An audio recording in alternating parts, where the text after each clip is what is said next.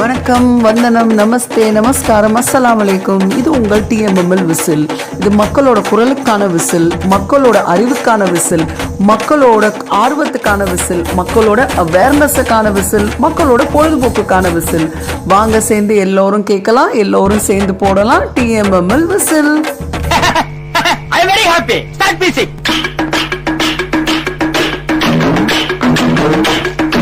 Exam exam exam, எந்த பக்கம் திரும்பினாலும் எக்ஸாம், ஒரே எக்ஸாம் ஃபீவராகவே இருக்குது. யாரா இந்த எக்ஸாமை கண்டுபிடிச்சது, ஏண்டா நம்ம உயிரை இப்படி வாங்குறாங்க அப்படின்னு பல பேர், எனக்கு புல்பட நிறைய பேர் நம்ம இதை யோசிச்சிருப்போம். இப்போ அந்த எக்ஸாமை கண்டுபிடிச்சவர் யாருன்னு நான் கண்டுபிடிச்சிட்டேன். இதோ இந்த மனுஷன்தான் அந்த எக்ஸாமை கண்டுபிடிச்சவர். இவர் பேர் ஹென்ரி ஃபிசிக்கல். இவர் ஒரு அமெரிக்கன் ப்ரொஃபஸர். இவர் ஃபஸ்ட்டு சைனாவில் தான் எக்ஸாமை கண்டக்ட் பண்ணியிருக்காங்க. இந்த மனுஷன் எக்ஸாமை கண்டுபிடிச்ச மனுஷன் மட்டும் என் கையில் கிடச்சான் அப்படின்னு நம்ம பல தடவை சொல்லியிருப்போம். கிடச்சும் ஒன்றும் பிரயோஜனம் இல்லை. எக்ஸாம் எழுதி தான் ஆகணும். வாழ்க்கையில் முன்னேறணும்னா படித்து தான் ஆகணும். ஸோ எல்லா எக்ஸாம் எழுதுகிற எல்லா பிள்ளைங்களுக்கும் ஆல் தி பெஸ்ட். அடுத்து ஒரு அவேர்னஸ் விசில். வடநாட்டு பக்கம் ஒரு இன்சிடென்ட் நடந்திருக்கு. 10-12 எக்ஸாம் எழுதுகிற பிள்ளைங்க ஸ்கூலுக்கு 1-2 நிமிஷம் லேட்டாக போயிட்டாங்களாம் எக்ஸாம் சென்டருக்கு.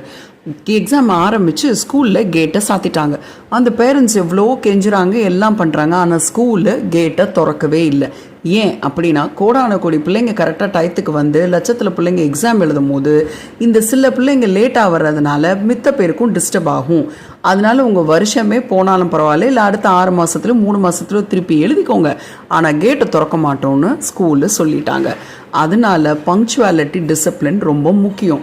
எந்த விஷயத்தையும் டயத்தோட கால நேரத்தோட செஞ்சுக்கோங்க. நம்ம தலைநகரம் டெல்லியில் புதுசாக ஒரு ரூல்ஸ் போட்டிருக்காங்க. என்னென்னா, 10-15 வருஷத்துக்கு மேலே பழசான கார்களை இனிமேல் டெல்லியில் நீங்கள் யூஸ் பண்ணக்கூடாதான். யூஸ் பண்ணால் ஃபைன் இல்லை, காரையே தூக்கிட்டு போயிடுவாங்களாம். எனக்கு ஒரே ஒரு யோசனை தான் இது. சில பேர் நல்ல ராசியான வண்டின்னு வண்டியை டிஸ்போஸ் பண்ணாமே வச்சுட்ருப்பாங்க. சில பேர் அவங்களால முடியாது புதுசாக வண்டி வாங்குறதுக்கு, அதனால் இருக்கிறத வச்சு ஓட்டிகிட்டு இருப்பாங்க. அப்போ அந்த மாதிரி ஆசாமிலாம் என்ன பண்ணுறது?